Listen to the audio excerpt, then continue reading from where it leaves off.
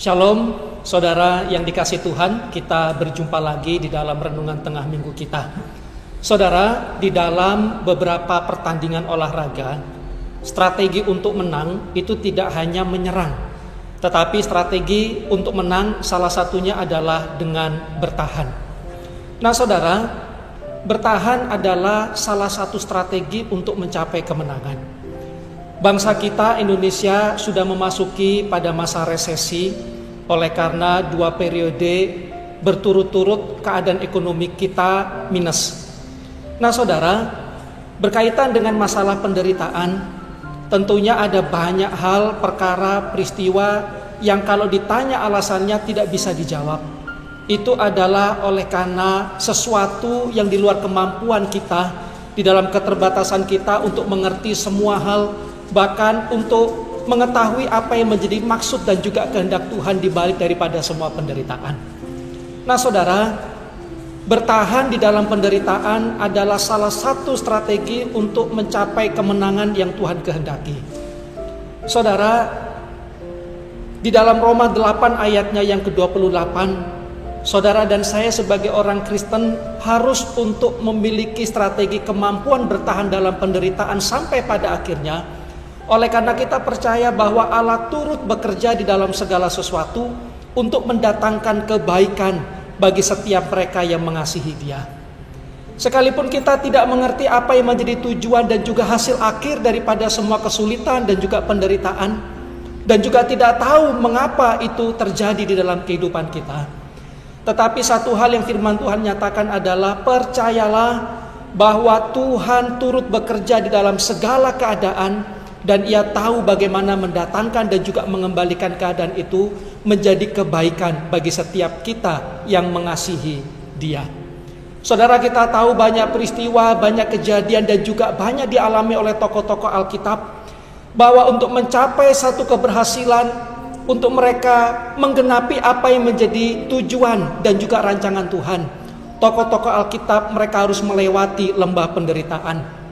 Yusuf dia harus mengalami lembah penderitaan. Yeremia ia mengalami situasi-situasi yang sulit. Semua para rasul dan tidak terkecuali setiap kita yang percaya, oleh karena kita dipanggil oleh Tuhan, kita juga dipanggil untuk ikut mengambil bagian di dalam penderitaan bersama dengan Kristus Yesus. Sebab itu di dalam keadaan yang mungkin kita rasa ini adalah keadaan yang sulit, bertahanlah di dalam penderitaan itu. Dan percayalah, oleh karena Allah tahu bagaimana Ia akan mengerjakan di tengah-tengah situasi yang sulit untuk Ia mendatangkan kebaikan bagi kita. Nah yang kedua saudara, bertahanlah di dalam penderitaan. Oleh karena di dalam 1 Petrus 1 ayatnya yang ke-7, penderitaan adalah sebagai satu alat dan juga sarana untuk memurnikan iman kita. Nah saudara, sama seperti emas, ketika ia akan muncul sebagai sesuatu yang bercahaya, yang murni, sesuatu yang berharga, maka ia harus dilebur, ia harus dipanaskan sampai meleleh, dan kemudian ia akan muncul sebagai barang yang mahal. Demikian juga dengan kita, bahwa penderitaan yang Tuhan izinkan, bahwa penderitaan yang memang harus kita alami oleh karena kebenaran, penderitaan yang memang tidak bisa untuk kita tinggalkan, penderitaan yang harus kita hadapi dan kita tidak bisa lari.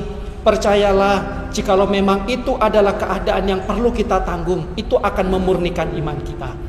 Saudara, secara jujur, bukankah dalam situasi-situasi yang sulit itu akan menolong dan juga mendorong kita untuk mencari Tuhan? Bukankah dengan keadaan-keadaan yang terjepit itu memaksa kita untuk kita datang kepada Tuhan? Bukankah kemudian dengan tekanan-tekanan kehidupan itu akan mengingatkan kita bahwa hanya ada satu pertolongan, yaitu daripada Tuhan saja. Nah sebab itu, bertahanlah di dalam penderitaan, kuatlah di dalam situasi yang sulit, oleh karena Allah tidak pernah meninggalkan, dan menjadi satu sarana untuk saudara dan saya dimurnikan iman, untuk kemudian di dalam keadaan yang sulit kita semakin bergantung kepada Tuhan kita, Yesus Kristus. Sebab itu, bertahanlah di dalam penderitaan.